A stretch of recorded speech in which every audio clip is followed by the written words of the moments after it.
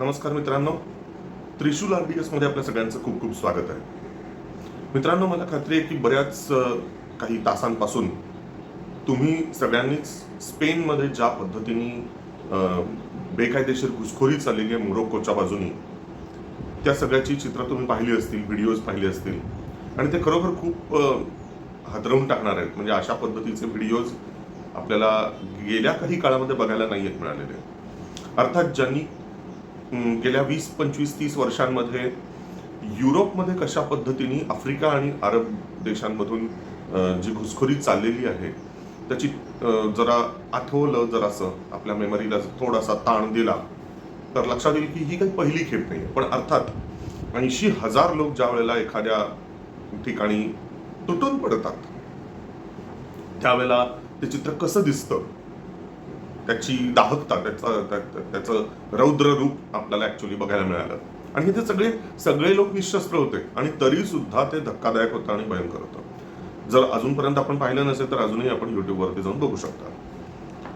तर ह्या सगळ्याच्या पार्श्वभूमीवरती थोडी जी माहिती मला मिळाली त्याच्यावरनं मी तुम्हाला सांगतो. पहिली गोष्ट म्हणजे की जे घडलं, जे 80,000 लोक जे एका विशिष्ट समाजातून आलेले शांतिदूत म्हणूया, त्यांना काहीही नाव द्या तुम्ही, हे जे सगळे आफ्रिकेतून किंवा उत्तर आफ्रिकेतून आणि त्यातही मोरोक्कोतून स्पेनमध्ये जे शिरले, तर त्याआधी आपल्याला एक समजून घ्यायला लागेल की ते स्पेनमध्ये जरी टेक्निकली शिरलेले असले तरी ती घटना जी घडलेली आहे ती आफ्रिकेच्या खंडात घडलेली आहे. बऱ्याच लोकांना आपल्याला स्पेनचा जो नकाशा आहे तो बघितल्यानंतर असं वाटतं की स्पेन हा फक्त युरोप पुरता आहे. तसं नाहीये. ती घटना जिथे घडलेली आहे ना ती सुएटा किंवा सेवटा किंवा सुटा, काय नाव त्याला द्यायचं, आता त्याचा उच्चार कसा करायचा मला माहित नाही, पण त्या सुएटाच्या तिथे ही घटना घडलेली आहे. आणि ते ठिकाण हे उत्तर आफ्रिकेत आहे. मोरोक्कोला चिकटून आहे. भौगोलिक दृष्ट्या ती गोष्ट आफ्रिकेतलीच आहे जी काय घटना घडली आहे. मात्र त्याला काय म्हटलं जातं, त्याला स्पॅनिश एन्क्लेव्ह म्हटलं जातं. आणि सेवटा हा फक्त एकच पार्ट नाहीये, ही फक्त एकच एक स्पॅनिश एन्क्लेव्ह नाहीये मोरोक्कोतली, तर अशा इतरही काही तिथे आहेत. मलिला किंवा इतर अजून 2-3 अशा पद्धतीची ठिकाणं आहेत. तर हे जे 80,000 आफ्रिकन शांतिदूत या भागात घुसले आहेत, हे सेवटा हा मोरोक्को आफ्रिका मधल्या एका स्पॅनिश एन्क्लेव्हचा तो भाग आहे, जसं मी आता तुम्हाला म्हटलं. म्हणजेच तो भाग टेक्निकली स्पेनच्या ताब्यात आहे, राजकीय दृष्ट्या स्पेनच्या ताब्यात आहे, मात्र भौगोलिक दृष्ट्या तो उत्तर आफ्रिकेचा भाग आहे. आणि साधारणपणे मोरोक्कोची जी उत्तर सीमा जी आहे ना, भौगोलिक उत्तर सीमा, किनाऱ्याला लागून असलेली, स्पेन आणि मोरोक्को यांच्यामध्ये जी खाडी आहे किंवा जो समुद्राचा छोटा जो पट्टा आहे तो आहे कॉन्टिनेंटल, म्हणजे भूमध्य समुद्र आहे. आणि त्याला लागून जी किनारपट्टी आहे त्या किनारपट्टीवर स्पेनच्या अशा वेगवेगळ्या एन्क्लेव्ज आहेत, स्ट्रॅटेजिक एन्क्लेव्ज. तर जे लोक सेवटामध्ये घुसलेले आहेत ते आपोआप अख्ख्या स्पेनमध्ये आणि मग बघता बघता शेंगेन सिस्टीमच्या मदतीने लगेच युरोपभर पसरतीलच असं नाही. सध्या जी एक भीती व्यक्त केली जाते ना की आता झालं, आता हे युरोपमध्ये एकदा घुसले, त्यांना एंट्री मिळालेली आहे, सेवटामध्ये घुसले म्हणजे स्पेनमध्ये घुसले आणि आता बघता बघता सबंध युरोपभर हे लोक पसरणार, असं लगेच होणार नाही. होईलच का असं हेही सांगता येणार नाही. पण लॉजिकली जर विचार केलं, तार्किकदृष्ट्या विचार केलं तर याच्यात खूप सारे अडथळे आहेत युरोपभर पसरायला. काही महत्वाच्या जर स्टेप्स उचलल्या तर असं काही होणार नाही. मात्र तशा त्या लॉजिकल स्टेप उचलल्या जाणार आहेत का, हा खरा कळीचा प्रश्न आहे. आता याच्या पूर्वी, पुढे जाण्यापूर्वी आपल्याला लक्षात आधी घ्यायला लागेल की शेंगेन व्हिसा सिस्टीम म्हणजे काय. तर जे लोक युरोपमध्ये पूर्वी जाऊन आले आहेत किंवा ज्यांचे नातेवाईक तिथे आहेत किंवा ज्यांनी या विषयाचा अभ्यास केलेला आहे त्यांना हे माहिती असेल की शेंगेन व्हिसा म्हणून एक प्रकार आहे जो युरोपियन युनियनने सुरू केला. युरोपियन युनियनच्या काही सदस्य राष्ट्रांनी, सगळ्यांनाही, काही सदस्य राष्ट्रांनी शेंगेन सिस्टीमवरती सही केली. आता शेंगेन हे ठिकाण आहे, युरोपमधलं एक ठिकाण आहे, गाव आहे, त्या ठिकाणी हा करार झाला आणि तिथे त्या सिस्टीमवरती सही करण्यात आली आणि त्या अंतर्गत शेंगेन व्हिसा जे लोक काढतात किंवा ते ज्या देशांनी सह्या केलेल्या आहेत त्या देशात, युरोपमधलेच ते सगळे देश, त्या सगळ्या 17, 20 का 27 वॉटेवर जे काही देश आहेत त्यामध्ये एकात तुम्ही एंट्री केली की तिथून सगळा युरोप किंवा ते जे काही सदस्य राष्ट्र आहेत सह्या केलेले शेंगेन व्हिसावरती, तिथं सर्वत्र तुम्हाला जायला मुक्त संचार आहे. मुक्त संचार म्हणजे प्रत्येक देशाच्या सीमेवरती तुम्हाला तुमचं चेकिंग होत नाही. उदाहरणार्थ तुम्ही जर का पोर्तुगालमध्ये असाल किंवा स्पेनमध्ये असाल आणि तिथून तुम्ही फ्रान्समध्ये गेला, शेजारी राष्ट्र, तर फ्रान्समध्ये जाताना जस्ट तुम्ही तुमचा शेंगेन व्हिसा दाखवायचा. शेंगेन व्हिसा दाखवला की तुम्हाला मुक्त संचार, तुमचं काही चेकिंग बिकिंग काही होत नाही. मग फ्रान्समधून तुम्ही जर्मनीमधून बेल्जियममधून इतर ऑस्ट्रिया, इटली असं सगळं करत तुम्ही सगळ्या त्या युरोपभर ज्यांनी शेंगेन व्हिसा सिस्टीमवरती सही केलेली आहे अशी जी सदस्य राष्ट्र त्या सर्वत्र ठिकाणी तुम्ही शेंगेन व्हिसाच्या मदतीने जाऊ शकता, मुक्त संचार. तर ज्या लोकांना भीती वाटतेय की आता बघ, आता हे जे 80,000 लोक स्वेटामध्ये घुसले, स्पेनमध्ये घुसले, ते बघता बघता संबंध युरोपभर पसरतील असं ज्यांना वाटतंय, तर कृपया एखादी लक्षात घ्या. शेजारी जो मी नकाशा लावलेला आहे त्या नकाशातून तुम्हाला लक्षात येईल की स्पेनची मुख्य भूमी आणि हा स्युटा नावाचा जो भाग आहे उत्तर आफ्रिकेतला, मोरोक्कोला चिकटून असलेला, त्याच्यामध्ये खूप मोठी खाडी आहे. त्याच्यामुळे तेवढा मोठा समुद्र आधी पार करावा लागणार आहे आणि तो तेवढा मोठा समुद्र पार केल्यानंतर मग स्पेनच्या मुख्य भूमीत जात आहे. त्याच्यामुळे भौगोलिक आडसर समुद्राचा, खाडीचा आहे. हा पहिला मुद्दा. दुसरी गोष्ट की स्पेनमध्ये सध्या ही घटना घडल्यानंतर, ह्या सुट्या नावाच्या भागामध्ये घटना घडल्यानंतर स्पॅनिश सरकारने राष्ट्रीय आणीबाणी जाहीर केली. त्यातही हा जो भाग आहे ना स्युटा नावाचा, तिथे लष्कराला पाचारण करण्यात आलेलं आहे, सैन्य पाठवलेलं आहे. त्याच्यामुळे आता हे जे लोक आहेत तिथे घुसलेले ते लगेचच क्रॉसओव्हर करून तिकडे मुख्य भूमीत जातील का असं वाटत नाही. पोहत तर जातील असं वाटत नाही, कारण अंतर प्रचंड आहे. दुसरी गोष्ट, हे आता 80,000 तिथं घुसले स्पेनमध्ये, आता त्यांना लगेचच तिथं नागरिकत्व देण्यात येईल का? May be or may not be. जर त्यांना ते नागरिकत्व मिळालं स्पेनचं तरच ते स्पेनमध्ये जातील आणि मग बघता बघता संबंध युरोपमध्ये त्यांना जायला मोकळी होईल. पण त्यात अडसर आहे मित्रांनो. आता तिथे आणीबाणी लावलेली असल्यामुळे अशी झटकन त्यांना ही नागरिकत्व स्पेनचा मिळेल असं वाटत नाही. पण मात्र एक आहे, सध्या स्पेनमध्ये एक लेफ्टिस्ट सरकार बसलेलं आहे. डाव्या विचारांचं, सोशलिस्ट विचारांचं एक सरकार तिथे बसलेलं आहे. आणि जी डावी सरकार जी असतात ती काहीही करतात. त्यांना हे जे बेकायदेशीर घुसखोरी जी काही चालते ना त्याचं त्यांना काहीही पडलेलं नसतं. त्यांच्या दृष्टीने आपल्याकडे नाही का ममता बॅनर्जी होती, तृणमूल काँग्रेस, ते डाव्या विचारांचीच झुकलेली होती ती. आणि तिच्या आधी कम्युनिस्टांची सत्ता होतीच बंगालमध्ये. या सगळ्या कम्युनिस्ट पार्टीची काही होती 20-25 वर्ष त्यांची सत्ता होती बंगालमध्ये. आणि त्यानंतर ममता बॅनर्जीचं सरकार, त्यांनी काय केलं बंगालमध्ये, पश्चिम बंगालमध्ये, बांगलादेशमधून मोठ्या प्रमाणात अशाच पद्धतीने बेकायदेशीर घुसखोरी चालली होती, वर्षानुवर्ष चालली होती. आणि त्याचा उपयोग त्या सगळ्या पक्षांनी काय करून घेतला, हे जे तथाकथित सेक्युलर आणि तथाकथित डावे जे पक्ष होते त्यांनी या सगळ्या बेकायदेशीर घुसखोरांना नागरिकत्वच दिलं ना. त्यांना रेशन कार्ड दिलं, त्यांना मतदार कार्ड दिलं. पुढे या टीएमसीच्या गुंडांनी तर त्यांना ओळखपत्र सुद्धा दिलं, आधार कार्ड पण दिलं. या सगळ्याच्या मदतीने हे सगळे बेकायदेशीर घुसखोर बघता बघता कायदेशीर घुसखोर झाले. त्यांच्या काही पिढ्या सुद्धा इथे निर्माण झाल्या. आम आदमी पार्टीचा जो दिल्लीतला दंगेखोर आमदार होता तो कोण होता? तो बांगलादेशी मनुष्य होता जो तिथं जाऊन स्थायिक झाला होता दिल्लीत, काही वर्ष राहिला होता, 15-20 वर्ष. त्याच्यामुळे मित्रांनो, हे जे बेकायदेशीर घुसखोर असतात, जे जिथून कुठून येतात, ते या डाव्यांना हवे असतात का? तर ते त्यांच्याकडे केवळ मतदार म्हणून बघतात फक्त. आणि सत्ता प्राप्तीच्या साठीचं ते केवळ साधन असतं त्यांच्यासाठी.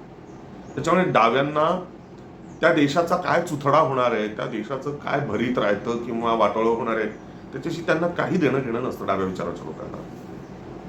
तर मित्रांनो, त्यामुळे तिथं आणीबाणी जरी आत्ता असली, सैन्यदलं जरी तिथे पाचारण करण्यात आली असली, तरी पुढं उद्या काय होणार आहे, परवा काय होणार आहे ते माहित नाही. आणीबाणी काही कायम ठेवता येणार नाही. आणीबाणी केव्हा तरी उठेल. आणि ती आणीबाणी उठल्यानंतर मग या 80,000 घुसलेल्या लोकांच्या बाबतीत काय करायचं हे जेव्हा सरकारला ठरवावं लागेल तेव्हा खरे प्रश्न सुरू होणार आहेत. आणि तेव्हा त्याच्यामुळे मी म्हणतो हे सगळं ओपन एंडेड आहे की पुढं काय होणार आहे. स्पेनचंच नाही, फक्त अख्ख्या युरोपचं काय होणार आहे, कारण त्याच्यातून एक प्रेसिडेंट सेट केला जाईल. एक मैलाचा दगड सेट केला जाईल आणि जर ह्याच्यातून मोठ्या प्रमाणात लोकांना घुसता येत असेल अशा पद्धतीने आणि त्यातून जर त्यांना नागरिकत्व मिळणार जर असेल तर लोक याच्यातून कॉपी करायला लागतील. मोरोक्कोतल्या लोकांनी ज्या पद्धतीने घुसखोरी केली आहे ते डोळ्यापुढे आदर्श ठेवून बाकीचेही देश अशा पद्धतीने घुसखोरी करायला लागतील अख्ख्या युरोपमध्ये. त्यावेळेला काय करतील या युरोपियन, त्यावेळेला स्पेन काय करेल? तर मित्रांनो, या प्राप्त परिस्थितीमध्ये स्पेनच्याकडे ना साधारणपणे 3 पर्याय आहेत. त्यातला पहिला पर्याय म्हणजे स्पेननी मोरोक्कोच्या सोबत चर्चा आणि वाटाघाटी कराव्या लागणार आहेत. कारण नैसर्गिकदृष्ट्या, भौगोलिकदृष्ट्या ही गोष्ट जी काही घडलेली आहे ती मोरोक्कोला जास्त जवळ आहे आणि स्ट्रॅटेजिक व्ह्यू पॉइंटनी जर पाहिलं, म्हणजे व्यूहतांत्रिक दृष्टीने जर पाहिलं तर मोरोक्कोच्या खूप ते जवळ आहे. भौगोलिक सीमा भिडलेली आहे मोरोक्कोची आणि स्पेनला जे काही करायचं आहे ते समुद्र पार करून मग करायला लागणार आहे. तर त्यामुळे मोरोक्कोच्या सोबत त्यांनी चर्चा करावी. प्लस 80,000 लोक जे घुसलेले आहेत ते कोणाचे आहेत? ते मोरोक्कोचे. त्यामुळे चर्चा वाटाघाटी जर करायच्याच असतील तर त्या चर्चा आणि वाटाघाटी मोरोक्कोच्या सोबत कराव्या लागतील, मोरोक्को सरकारच्या सोबत. इतकंच नाही तर कागदपत्रांची सखोल पडताळणी करून कशासाठी चर्चा आणि वाटाघाटी करायच्या लक्षात घ्या. ज्या पद्धतीने गेल्या वर्षभरामध्ये भारत आणि बांगलादेशमध्ये आपले बेकायदेशीर घुसखोर जे बांगलादेशकडून आलेले होते ते परत त्यांच्या ढुंगणावर लाथा घालून बांगलादेशात जे आपण पाठवून दिले, अजूनही पाठवतो आपण. दर काही तासांनी आपण भारतातून बेकायदेशीर बांगलादेशी घुसखोर जे आहेत त्यांना आधी आपण देशभरातून आयडेंटिफाय करतो आणि मग म्हणजे कसं आयडेंटिफाय केलं जातं? खूप गुप्त पद्धत आहे, म्हणजे जटिल प्रक्रिया. गुप्त कसली? जटिल प्रक्रिया आहे. कारण चेहऱ्यांवरती काय असे कपाळावरती शिक्के मारलेले नाही आहेत कुणाच्या की मी बांगलादेशी आहे वगैरे, असं काही नाहीये. फेशियल फीचर्स जे काही आहेत ना तेही काही फार वेगळे नाही आहेत, भारतीयांसारखेच ते दिसतात.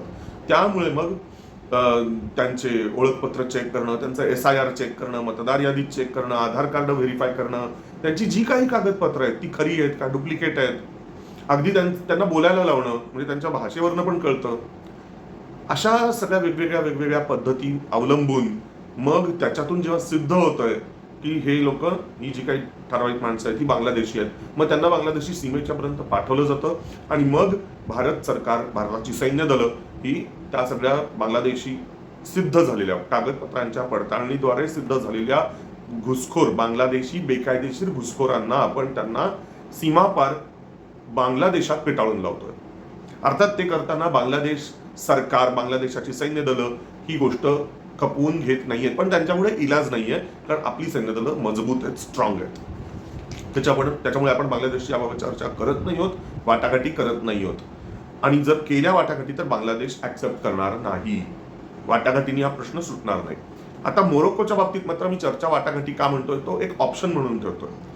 स्पेनची जी लष्करी शक्ती आहे ती मोरोक्कोच्या पेक्षा नक्कीच जास्त आहे, पण मोरोक्कोच्या पाठिंब्याला, मोरोक्को एक मुस्लिम राष्ट्र आहे, त्यामुळे यांच्या पाठिंब्याला जर काही दहशतवादी देश जर का उतरले किंवा इतर काही देशांनी मोरोक्कोला पाठिंबा जर दिला तर मग मात्र प्रश्न निर्माण होईल. त्यामुळे या परिस्थितीत स्पेन हा मोरोक्कोला इतका हलक्यात घेऊ शकणार नाही. पण 80,000 संख्या ही काही थोडी नाहीये. त्याच्यामुळे या 80,000 लोकांना समजा ट्रॅप जरी केलं, पकडलं जरी, कागदपत्र सखोल पडताळणी वगैरे वगैरे सगळं करून सुद्धा या सगळ्या अवैध बेकायदेशीर घुसखोरांना पुन्हा मोरोक्कोत पाठवणं हे कितपत शक्य आहे? प्रॅक्टिकली शक्य आहे का? हा खूप मोठा प्रश्न आहे. पण हा प्रश्न परत पाठवायचंच असं जर का स्पॅनिश सरकारने जर ठरवलं तर स्पॅनिश सरकारला त्यासाठी वेगवेगळे मार्ग वापरावे लागतील. थोडंसं कडक धोरण अवलंबावं लागेल, सैन्याची मदत घ्यावी लागेल, इतर काही देशांची कदाचित मदत घ्यावी लागेल, आय डोंट नो. तर तो त्या सगळ्या अवैध बेकायदेशीर मोरोक्कन लोकांना परत मोरोक्कोत पाठवणे हा पहिला पर्याय. आणि त्याच्यासाठी सामदाम दंडभेद, वेगवेगळे मार्ग वापरणे, त्यात खास करून चर्चा वाटाघाटी करणं आणि सौम्य सैन्यबळाचा वापर करणं हा पहिला मार्ग. दुसरा मार्ग म्हणजे सुटामध्ये घुसलेल्यांना परत मोरोक्को स्वीकारण्यास मोरोक्को तयार होईल का? मोरोक्को कदाचित त्यांना परत स्वीकारायला तयार होणार नाही. स्वाभाविक आहे, जेव्हा एखाद्या देशाची संख्या मुळातच जास्त असते तेव्हा तो देश हात वर करतो आणि म्हणतो छे हे आमचे नागरिकच नाही. खोटे आरोप केले जातात, असं वाटेल ते हे देश म्हणतात. बांगलादेश नाही का, बांगलादेश सरळ म्हणतो आम्ही काय, आमच्याकडून असे होतच नाही, उलट भारतातून आमच्याकडे पळून जातात. काही खोटं बोलतात हे देश. त्याच्यामुळे मोरोक्को कदाचित हे स्वीकारणार नाही. मग अशा वेळेला स्युटाची मूळची जी लोकसंख्या आहे ना तीच मुळात 80,000 आहे. आणि तिथे डायरेक्ट 80,000 लोक 24 ते 48 तासामध्ये ऍड झालेले आहेत. 80चे किती झालेत? 1,60,000 अचानक झाले बसकन. काय मोठा ताण आला असेल बघा. घराघरांच्या दारांपर्यंत पोहोचलीत म्हणे माणसं, असं सांगितलं जात आहे. तर या अचानक मोरोकोतून 80,000ची जी भर पडली, त्यामुळे शांततापूर्ण मार्गाने हा विषय सोडवणं थोडं कठीण आहे, अवघडच आहे, अशक्यही आहे. त्यामुळे मग स्पेननी जर बळाचा वापर केला, बळाचा वापर हा एक ऑप्शन आहे, सौम्य सैन्य बळाचा वापर नाही, थोडासा अजून हार्ड, म्हणजे डायरेक्ट काय म्हणूया सशस्त्रपणे आणि जे होईल ते होईल असा विचार करून सैन्य कारवाई वगैरे करून अशा पद्धतीने हा मार्ग सोडवता येईल का, तो एक पर्याय आहे. आणि त्या मार्गे स्युटामधून निर्वासितांना ते हाकलू शकतात. पण तसं जर झालं तर मग त्याच्यामध्ये मानवाधिकार वगैरे वगैरे ज्या काही संघटना आहेत डाव्या विचारांच्या, त्यांचं काय होणार. आणि मग जे कुठलं सरकार सत्तेत स्पेनमधलं असेल आणि त्या सरकारच्या विरोधात खूप मोठ्या प्रमाणात स्पेनमध्ये अंतर्गतच निदर्शनं मोठ्या प्रमाणात होते. कारण डोंट फॉरगेट, स्पेनमध्ये खूप मोठ्या प्रमाणात मोरोक्कन कम्युनिटी राहते. स्पेनमध्येच काय, फ्रान्समध्ये पण खूप मोठ्या प्रमाणात मोरोक्कन लोक राहतात. मग त्यांचे जे ते भाईबंद जे आहेत आणि शिवाय जे डाव्या विचारांचे जे लोक आहेत, ते लोक सत्तेत बसणाऱ्यांना नीट जगू देणार नाहीत, सत्तेत नीट थांबू देणार नाहीत. त्यामुळे मित्रांनो, मानवाधिकार आणि हे डावे लोक आणि त्या मोरोक्कन भाईबंदांचे जे काही तिथे बसलेले जे लोक असतील त्यांची रुदाली, या सगळ्याच्या कारणामुळे कदाचित स्पेनमधलं सरकार इतका टोकाचा सैन्य कारवाईचा निर्णय घेईल का, मला जरा संशय वाटतो. शिवाय कुठलीही सैन्य कारवाई ही आर्थिकदृष्ट्या ताण देणारी असते आणि यश येणार आहे की नाही हे माहिती नसतं.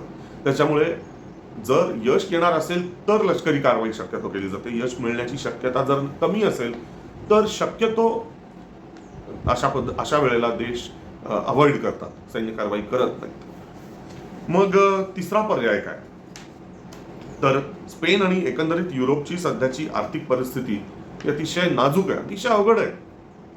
त्यामुळे स्पेन हा बळाचा वापर करेलच असं वाटत नाही, सैन्य बळाचा वापर करेल असं वाटत नाही, कारण त्याच्याने खर्च खूप होणार आहे.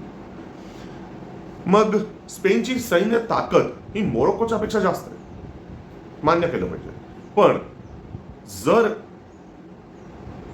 जर मोरोक्कोच्या बाजूला मी मगाशी म्हटलं त्या पद्धतीने इतर काही जर देश उभे जर राहिले, समजा चीन उभा राहिला मोरोक्कोच्या भोवती, कारण डोंट फॉरगेट मोरोक्कोमध्ये फॉस्फरसच्या खूप मोठ्या प्रमाणात खाणी आहेत. जगाच्या 80-85% फॉस्फरसचा साठा एकट्या मोरोक्कोमध्ये. तर अशा वेळेला अमेरिका म्हणा किंवा चीन म्हणा, असे कुठलेही देश किंवा मुस्लिम राष्ट्र ही जर मोरोक्कोच्या पाठिंब्याला जर उभी राहिली तर स्पेनची लष्करी ताकद तोकडी पडेल. स्पेनच्या मागे कोणताही शक्तिशाली देश हा या मुद्द्यावर सक्रियपणे उभा राहील असं वाटत नाही, कारण मानवाधिकाराचा प्रश्न निर्माण होणार आहे. म्हणून स्पेनकडे तिसरा आणि सर्वात लॉजिकल आणि परवडणारा पर्याय आहे, तो म्हणजे स्युटावरती उदक सोडणं, स्युटाचा विचार सोडून देणं. असंही स्युटा हा भौगोलिक दृष्ट्या, नैसर्गिक दृष्ट्या हा मोरोक्कोला लागून आहे, आफ्रिका मुख्यभूमीला लागून आहे. स्युटाचा युरोपशी, स्पेनच्या मुख्यभूमीशी काहीही संबंध तसा खरं म्हणजे नाहीये. त्यामुळे आता स्युटा आपल्या हातातून गेला असा विचार करून निदान तिथं आता नव्याने घुसलेल्या 80,000 लोकांना स्पेनचं नागरिकत्व देण्याचा ताण स्पेनवरती पडू नये आणि मग केवळ स्पेनलाच पुढचा भविष्यातला धोका जो काही होणार होता आणि युरोपलाही पर्यायाने एक खूप मोठा धोका सहन करावा लागणार होता, तो तसा फेस करावा लागू नये, तो प्रॉब्लेमच निर्माण होऊ नये म्हणून स्पेननी मोरोक्कोच्या सोबत डील करावं, चर्चा वाटाघाटी करावी आणि स्युटा हा जो पार्ट आहे तो मोरोक्कोला देऊन टाकावा. मात्र हे करताना स्पेनला एन्श्युअर करून घ्यायला लागेल की तिथे मुळात जे राहणारे 80,000 लोक आहेत, जे स्पॅनिश लोक असले, आता त्या 80,000 स्पॅनिश किती आहेत, मोरोक्कन किती आहेत ते माहित नाही, पण असं धरून चालू की ते जे 80,000 स्पॅनिश नागरिक आहेत कायदेशीर दृष्ट्या, जे मुळात तिथं राहत आहेत, त्यांचं इव्हॅक्युएशन, अर्थात त्यांना विचारून की बाबा तुम्हाला इथंच राहायचं आहे का तुम्हाला स्पेन मुख्यभूमीत यायचं आहे, तर त्यांना तो चॉईस द्यायला लागेल, तेवढा वेळ द्यायला लागेल आणि एक कॉरिडॉर, सेफ कॉरिडॉर तयार करायला लागेल आणि हे करताना स्पेनची मदत घ्यावी लागेल, कदाचित एखाद्या दुसऱ्या शक्तिशाली देशाची मदत घ्यावी लागेल, अमेरिकेसारख्या किंवा अन्य कुठल्या तरी युरोपियन युनियन मधल्या एखाद्या देशाची मदत घ्यायला लागेल, फ्रान्स किंवा जर्मनी सारख्या. आणि अशा पद्धतीने मग तिथून इव्हॅक्युएशन करून घ्यायला लागेल. ज्या लोकांना स्पेनच्या मुख्यभूमीत यायचं असेल त्या मूळच्या 80,000 त्यांची पडताळणी करून सेफ कॉरिडॉरनी त्यांना स्पेनमध्ये वापस आणणं आणि बाकीच्या तो जो काही स्योटा नावाचा जो भूभाग आहे तो तिथं राहू इच्छिणाऱ्या लोकांच्या सहित मोरोक्कोला तो दान देऊन टाकणे आणि स्वतःच संरक्षण करणे हा लॉजिकली म्हणा, तार्किकदृष्ट्या, प्रॅक्टिकली सुद्धा अतिशय योग्य असा खरं म्हणजे पर्याय. त्याच्यात भावनिक गुंतवणूक करण्याची खरं म्हणजे गरज नाहीये स्पेन, कारण ते परवडणार नाहीये. मात्र जर तसं केलं स्पेननी तर मग मात्र ज्या कुठल्या सरकारच्याकडून हा निर्णय घेतला असेल ते सरकार नक्की गडगडणार, कारण मग विरोधी पक्ष जे असतील आणि स्पेनमधलं जे जनमानस असेल ते खवळून उठेल. ते म्हणाल की इतक्या वर्षांपासून आम्ही हा भाग एवढा जपलेला होता, त्याचं संरक्षण केलं होतं, स्पेनची ती एक विरासत होती आणि त्याच्यावर तुम्ही उदक सोडलं, ते मोरोक्कोला देऊन टाकलं. हे असं कसं काय केलं? म्हणजे यू डोंट हॅव स्पाईन, तुमचा पाठीचा कणा ठीक नाही आहे, तुम्हाला राष्ट्रीय बाणा नाही आहे. त्याच्यामुळे या अशा सरकारला जे लेमळट आहे, नेबळट आहे, जे शत्रूच्या पुढे शरणागती पत्करतं आणि स्वतःच्या जमिनीचा तुकडा देऊन टाकतं, अशा सरकारला सत्तेत राहण्याची काही एक गरज नाहीये. आणि म्हणून ताबडतोब फ्लोर टेस्ट करण्यात यावी, म्हणजे अविश्वासदर्शक ठराव. तर त्या विश्वासदर्शक ठरावामध्ये यश येणार नाही आणि स्पेनचं सरकार गडगडून जाऊ शकतं. त्याच्यामुळे थोडक्यात आता स्पॅनिश सरकारच्या पुढे इकडे आड तिकडे विहीर अशी स्थिती आहे. मात्र मित्रांनो, हा प्रश्न जो आहे हा इतका गंभीर आहे, स्पेन हा या विषयावरती त्याला नुसती आणीबाणी ठेवून चालणार नाहीये.